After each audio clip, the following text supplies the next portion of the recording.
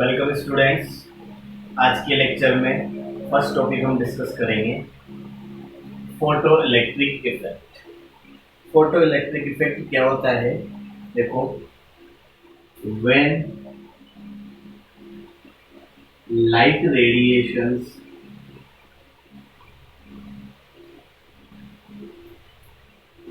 With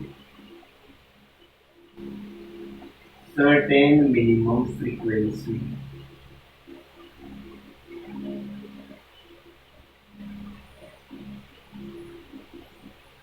strikes the surface of a metal,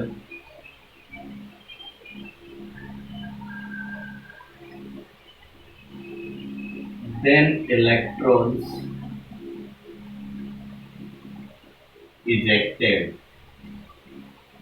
This phenomena is called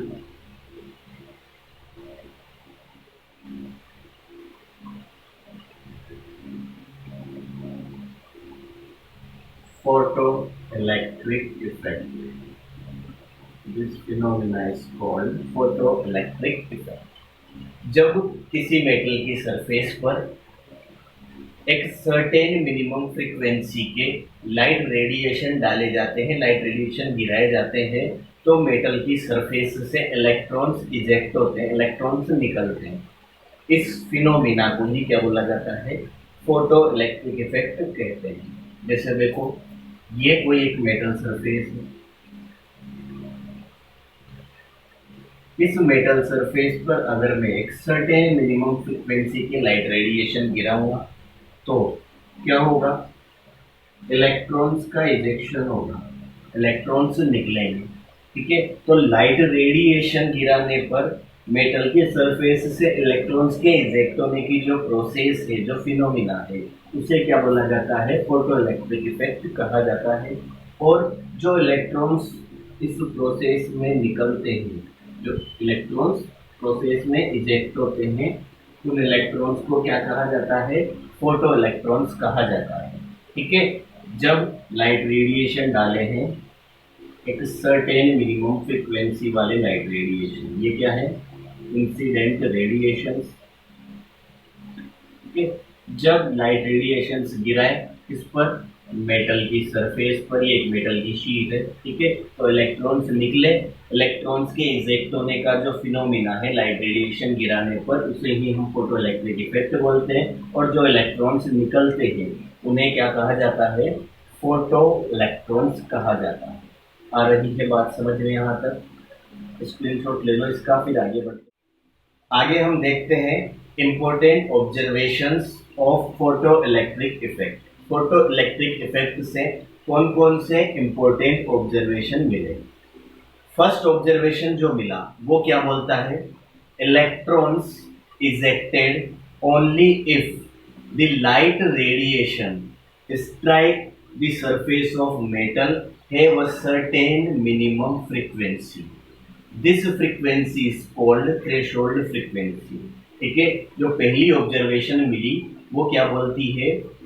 जब किसी metal की surface पर light radiation गिराकर उससे इलेक्ट्रॉन्स इजेक्ट करवाए जाते हैं, तो इलेक्ट्रॉन्स का इजेक्शन तभी पॉसिबल होगा जब स्ट्राइकिंग लाइट रेडिएशंस की जो फ्रीक्वेंसी है एक सर्टेन मिनिमम फ्रीक्वेंसी के इक्वल या उससे ज्यादा हो।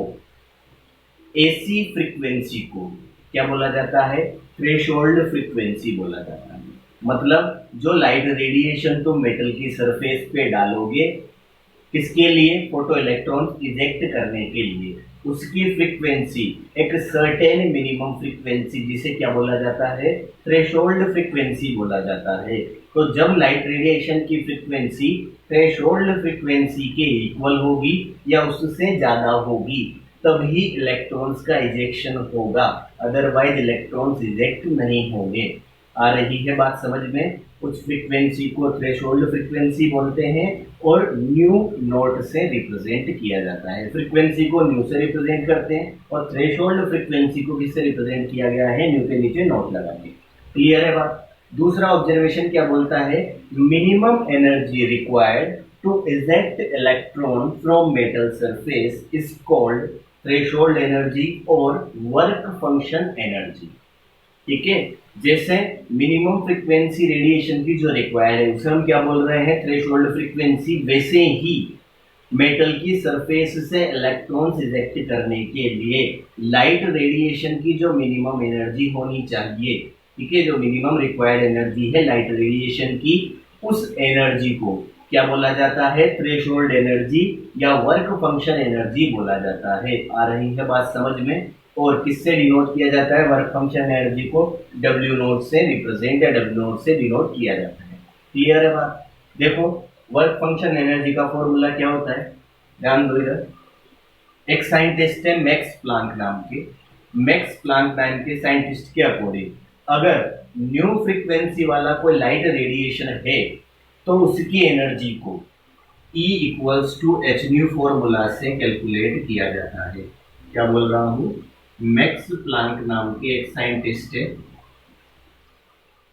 और मैक्स प्लांक नाम के साइंटिस्ट ने, आगे पढ़ेंगे हम क्वांटम थ्योरी, वहां पे इस फॉर्मूला को रिपीट करेंगे। तो मैक्स प्लांक नाम के साइंटिस्ट ने क्या बोला, अगर किसी लाइट रेडिएशन की फ्रीक्वेंसी क्या है, न्यू है, तो उसकी जो एनर्जी दी जाएगी वो E equals to h nu formula से दी जाएगी। यहाँ पे न्यू तो हम जानते ही है, जो लाइट रेडिएशन गिरा रहे हो उसकी फ्रीक्वेंसी है, और H एक कांस्टेंट है जिसे क्या बोला जाता है, प्लैंक्स कांस्टेंट बोला जाता है। क्या बोलते हैं, प्लैंक्स कांस्टेंट, और इसकी वैल्यू होती है 6.626 into 10 to the power -34 joule into second. Clear? ये फॉर्मूला किसने दिया, मैक्स प्लैंक ने दिया। अब देखो minimum energy work function energy है, और वर्क फंक्शन एनर्जी को किससे डिनोट करते हैं, डब्ल्यू नोट से। आ रही है बात समझ में? अब डब्ल्यू नोट की कैलकुलेशन करेंगे तो मिनिमम फ्रीक्वेंसी कितनी रिक्वायर्ड है जब इलेक्ट्रॉन इजेक्ट होगा, वो फ्रीक्वेंसी है हमारे पास में न्यू नोट। और अगर न्यू नोट फ्रीक्वेंसी का लाइट रेडिएशन हम गिराते हैं तो उस फ्रीक्वेंसी रेडिएशन की जो करस्पॉन्डिंग एनर्जी होगी वो क्या हो जाएगी, W naught is equals to h into nu की जगह क्या आ जाएगा, न्यू नोट। ठीक है, तो जो वर्क फंक्शन एनर्जी है उसका फॉर्मूला क्या होता है, W naught is equals to h nu naught. यहाँ पे न्यू नोट तो क्या है, थ्रेशोल्ड फ्रीक्वेंसी, डब्ल्यू नोट क्या है यहाँ पे, वर्क फंक्शन एनर्जी। ठीक है, वर्क फंक्शन एनर्जी तो minimum energy required to electron from metal surface. ठीक है, और न्यू नोट क्या है, minimum frequency of radiation required to eject electron from metal surface. Nu naught तो वो मिनिमम फ्रीक्वेंसी है जो इलेक्ट्रॉन्स को मेटल की सरफेस से निकालने के लिए लाइट रेडिएशन की होनी चाहिए, और डब्ल्यू नोट क्या है, मिनिमम एनर्जी। क्लियर है बात? ये ऑब्जर्वेशन हमने देख लिए फर्स्ट एंड सेकंड, स्क्रीनशॉट ले लो इसका, फिर आगे बढ़ते हैं।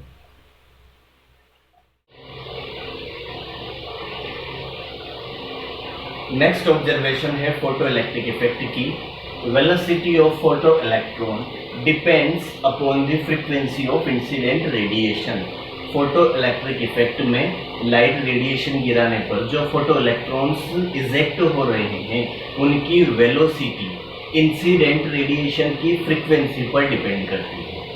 कैसे डिपेंड करती है, जो वेलोसिटी ऑफ इलेक्ट्रॉन है या वेलोसिटी ऑफ फोटो इलेक्ट्रॉन है वो इंसिडेंट फ्रीक्वेंसी के डायरेक्टली प्रोपोर्शनल होती है। मतलब इंसिडेंट रेडिएशन की अगर अपन फ्रीक्वेंसी इंक्रीज करते जाएंगे तो जो फोटो इलेक्ट्रॉन्स इजेक्ट हो रहे हैं उनकी वेलोसिटी भी क्या होती जाएगी, बढ़ती जाएगी।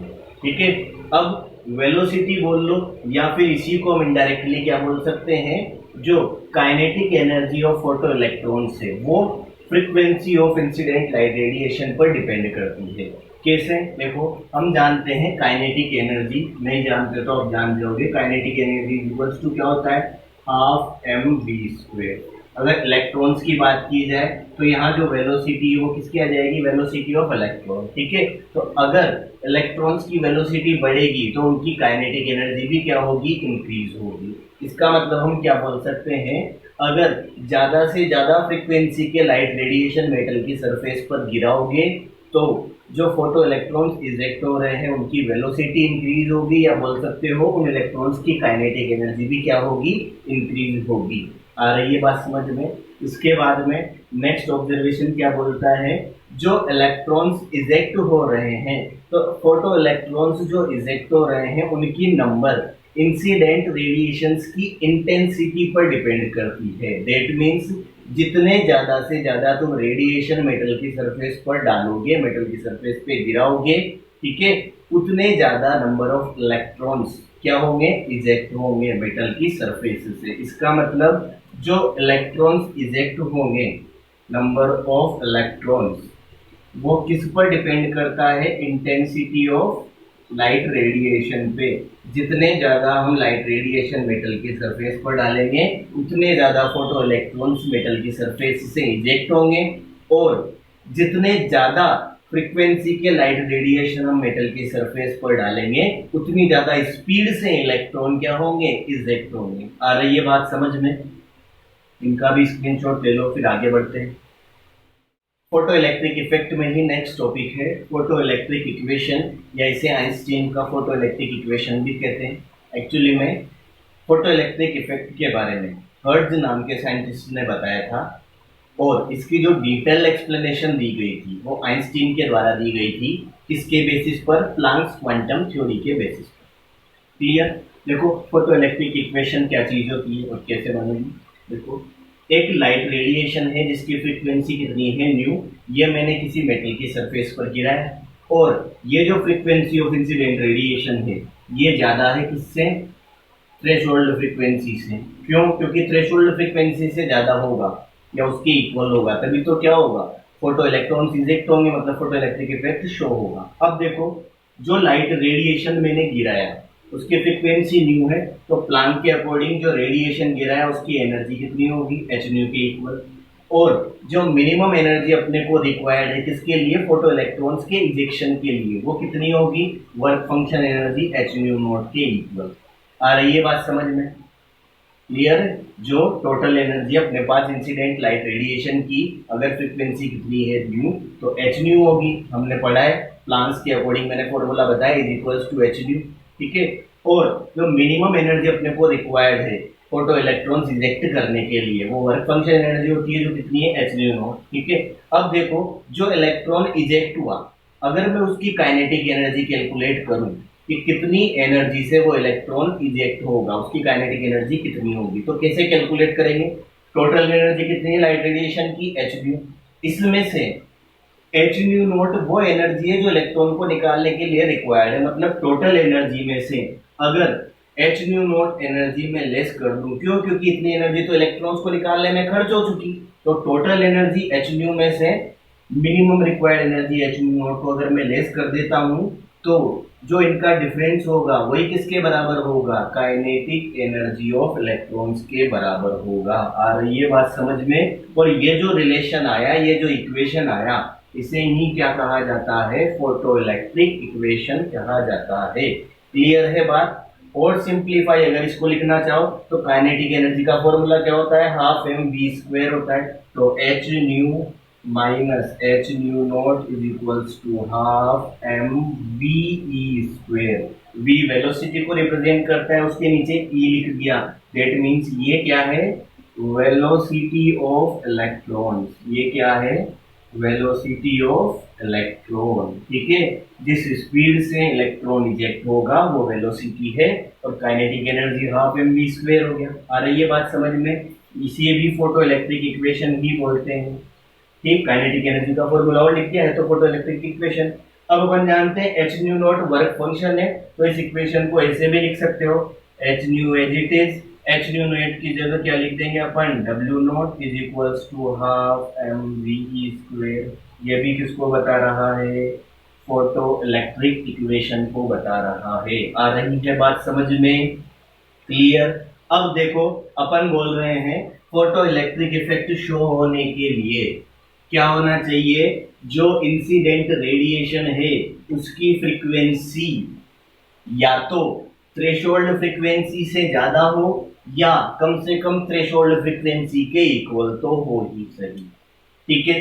अब देखो ग्रेटर देन का केस तो अपन ने देख लिया, जब इंसिडेंट रेडिएशन की फ्रीक्वेंसी थ्रेशोल्ड फ्रीक्वेंसी से ज्यादा है। अब सपोज जो इंसिडेंट फ्रीक्वेंसी है, मतलब इंसिडेंट लाइट की फ्रीक्वेंसी न्यू, वो इक्वल है किसके, जो थ्रेशोल्ड फ्रीक्वेंसी रिक्वायर्ड है उसके, तो क्या होगा, वो इक्वेशन बताएगी क्या होगा। देखो इधर मैथमेटिकल प्रूफ, जो इंसिडेंट रेडिएशन है उसकी फ्रीक्वेंसी कितनी पुट कर दूं मैं, एच न्यू नॉट। ठीक है, तो जो लाइट रेडिएशन है उसकी फ्रीक्वेंसी भी न्यू नॉट है, तो इसकी एनर्जी कितनी हो जाएगी, h nu naught minus minimum energy required कितनी है, h nu naught is equals to क्या हो जाएगा, half M V E square. ठीक है, एच न्यू नॉट से एच न्यू नॉट कैंसिल, मतलब अनलोड, और ये क्या हो जाएगी, काइनेटिक एनर्जी। इसका मतलब क्या हुआ, अगर जो लाइट रेडिएशन हम गिरा रहे हैं उसकी फ्रीक्वेंसी थ्रेशोल्ड फ्रीक्वेंसी के जस्ट इक्वल है, तो इलेक्ट्रॉन्स का इजेक्शन तो होगा बट उसकी काइनेटिक एनर्जी क्या होगी, जीरो। मतलब ओनली इलेक्ट्रॉन्स मेटल की सरफेस से निकलेगा बट वो सरफेस पर ही पड़ा रहेगा, उसमें किसी भी टाइप की काइनेटिक एनर्जी नहीं होगी। आ रही है बात समझ में? ठीक है, तो दो ऑब्जर्वेशन है। पहला, इलेक्ट्रॉन्स निकले और स्पीड भी हो उसकी, तो फ्रीक्वेंसी थ्रेशोल्ड फ्रीक्वेंसी से ज्यादा होनी चाहिए। अगर फ्रीक्वेंसी थ्रेशोल्ड फ्रीक्वेंसी के इक्वल हो गई तो इलेक्ट्रॉन रिजेक्ट तो होगा बट उसकी काइनेटिक एनर्जी क्या होगी, जीरो होगी, ये ध्यान रखना। ठीक है, उसके अलावा एक और चीज क्या ध्यान रखना, जो थ्रेशोल्ड फ्रीक्वेंसी न्यू नॉट होती है वो डिफरेंट डिफरेंट मेटल्स के लिए क्या होती है, डिफरेंट डिफरेंट होती है। ऐसा नहीं है सभी टाइप की मेटल के लिए रेडिएशन की थ्रेशोल्ड फ्रीक्वेंसी फिक्स हो जाए, नहीं, एक पर्टिकुलर टाइप की मेटल के लिए थ्रेशोल्ड फ्रीक्वेंसी फिक्स होगी। ठीक है, अलग अलग मेटल के लिए थ्रेशोल्ड फ्रीक्वेंसी अलग अलग होगी बट एक पर्टिकुलर टाइप की मेटल के लिए तो थ्रेशोल्ड फ्रीक्वेंसी फिक्स होगी। क्लियर है बात? ये अपना फोटो इलेक्ट्रिक इफेक्ट कंप्लीट हो गया। नेक्स्ट टॉपिक है अपना प्लैंक्स क्वांटम थ्योरी। एक्चुअली में इलेक्ट्रोमैग्नेटिक रेडिएशंस की जो वेव थ्योरी थी, जो हमने इलेक्ट्रोमैग्नेटिक वेव्स पढ़ी है, वो क्या थी, इलेक्ट्रोमैग्नेटिक रेडिएशंस की वेव थ्योरी। ठीक है, तो इलेक्ट्रोमैग्नेटिक रेडिएशंस की वेव थ्योरी बहुत सारे प्रोसेस को एक्सप्लेन करने में सक्सेसफुल रही, बट कुछ प्रोसेस ऐसे थे, उनमें से दो तो रिसेंटली हमने डिस्कस किए हैं, black body radiation and photoelectric effect. In process को wave nature of electromagnetic radiation से एक्सप्लेन नहीं किया जा सका। मतलब इलेक्ट्रोमैग्नेटिक रेडिएशंस की जो वेव थ्योरी थी वो ब्लैक बॉडी रेडिएशन और फोटो इलेक्ट्रिक इफेक्ट को एक्सप्लेन करने में फेल हो गई। तो मैक्स प्लैंक नाम के साइंटिस्ट ने एक न्यू थ्योरी प्रपोज की इन प्रोसेस को एक्सप्लेन करने के लिए, जिसे क्या बोला जाता है, Planck's quantum theory. Planck's quantum theory किसने प्रपोज की थी, मैक्स प्लैंक ने, मैक्स प्लैंक नाम के साइंटिस्ट ने। एंड प्लैंक्स क्वांटम थ्योरी के अकॉर्डिंग एनर्जी रेडिएशन बोल लो या फिर बोल लो radiant energy, radiant energy is absorb or emitted discontinuously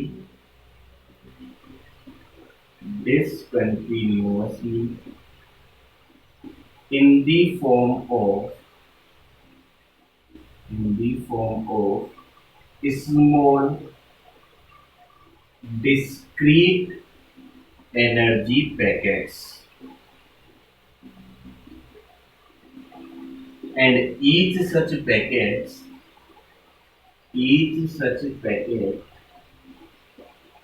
is called quantum or quanta।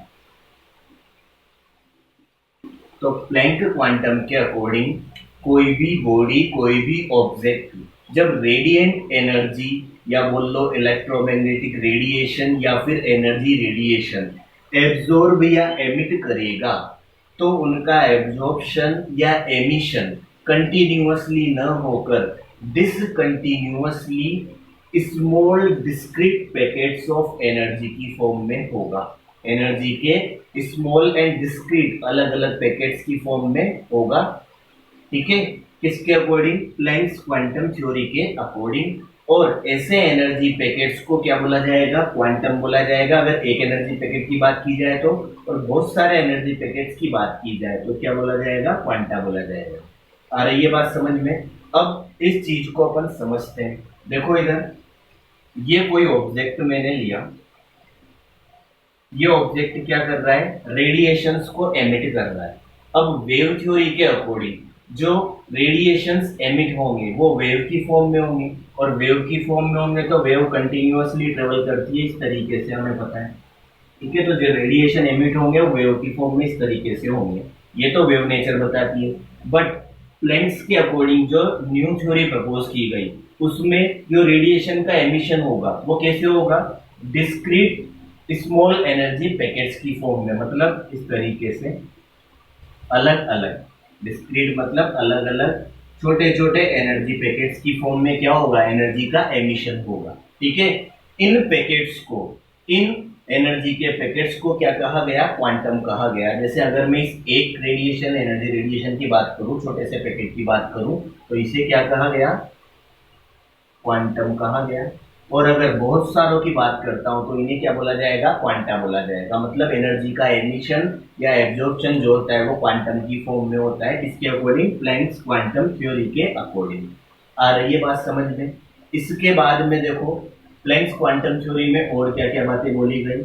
Planks quantum theory के अकॉर्डिंग बोला गया अगर जो रेडिएशन एमिट हो रहे हैं या एब्जॉर्ब हो रहे हैं वो कैसे हैं, लाइट रेडिएशन है, मतलब व्हाइट लाइट की अगर बात की जाए तो इन एनर्जी पैकेट्स को क्या बोला जाता है, फोटोन बोला जाता है। आ रही है बात समझ में।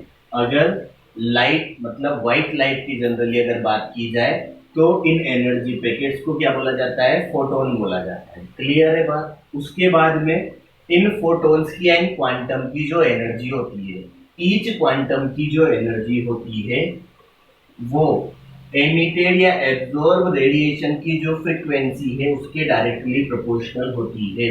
जैसे इस ऑब्जेक्ट से रेडिएशन एमिट हो रहे हैं, स्मॉल एनर्जी पैकेट्स की फॉर्म में एमिट हो रहे हैं। आ रही है बात समझ में। ठीक है, तो अब मैं किसी भी एक एनर्जी पैकेट की एनर्जी की बात करूं तो उस पैकेट की एनर्जी इस एमिटेड रेडिएशन की फ्रीक्वेंसी के डायरेक्टली प्रोपोर्शनल होगी।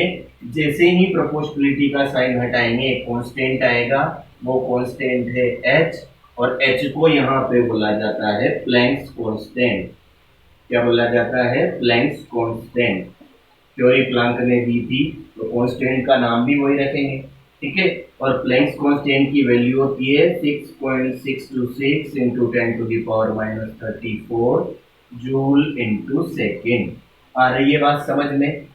इसका मतलब जो एनर्जी पैकेट्स हैं, सपोज अगर इस एमिटेड रेडिएशन की फ्रीक्वेंसी कितनी है, न्यू, तो जो एनर्जी पैकेट्स या बोल लो जो क्वांटम एमिट हो रहे हैं, हर क्वांटम की एनर्जी कितनी होगी, इस क्वांटम की एनर्जी एच न्यू, इसकी भी एनर्जी एच न्यू, इसकी भी एनर्जी एच न्यू, इसकी भी एनर्जी एच न्यू। ठीक है, इसका मतलब जो एमिशन होगा वो छोटे छोटे पैकेट्स की फॉर्म में होगा। हर पैकेट की एनर्जी एमिटेड रेडिएशन की फ्रीक्वेंसी के डायरेक्टली प्रोपोर्शनल होगी। सब जो पैकेट्स हैं उनकी एनर्जी क्या होगी, सेम होगी, H new H new H new H nu. ठीक है, तो अगर मैं टोटल एमिटेड रेडिएशन की एनर्जी की बात करूं, इसकी बात करूं, टोटल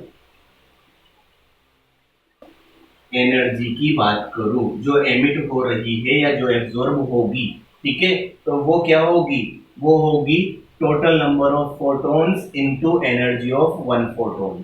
ठीक है, अगर मैं टोटल एनर्जी की बात करूं तो टोटल एनर्जी क्या होगी उस एमिटेड रेडिएशन की।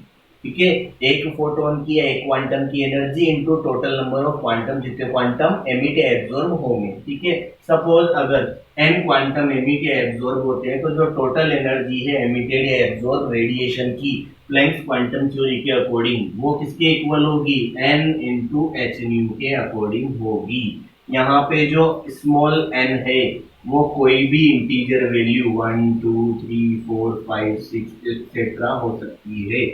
आ रही है बात समझ में। ठीक है, इसका मतलब एनर्जी का एमिशन या एब्जॉर्प्शन स्मॉल पैकेट्स की फॉर्म में होगा। मतलब अगर मैं बात करूं, जैसे सपोज एक हाइपोथेटिकल डाटा लूं, ये जो रेडिएशन एमिट हो रहे हैं इनमें से सबकी energy 1 joule 1 joule 1 joule 1 joule है। तो जब रेडिएशन का एमिशन होगा तो रेडिएशन, कोई सी भी एनर्जी के रेडिएशन एमिट नहीं हो सकते। हर बार 1 जूल रेडिएशन, फिर 1 जूल रेडिएशन, फिर 1 जूल रेडिएशन, इस तरीके से क्या होगा, एनर्जी रेडिएशन का एमिशन या एब्जॉर्प्शन होगा। किसके अकॉर्डिंग? प्लैंक्स क्वांटम थ्योरी के अकॉर्डिंग। ठीक है। और Planck's quantum theory electromagnetic radiations की पार्टिकल नेचर को एक्सप्लेन करने में क्या रही, सक्सेसफुल रही। ठीक है। इसी के बेसिस पे black body radiation and photoelectric effect की एक्सप्लेनेशन दी गई।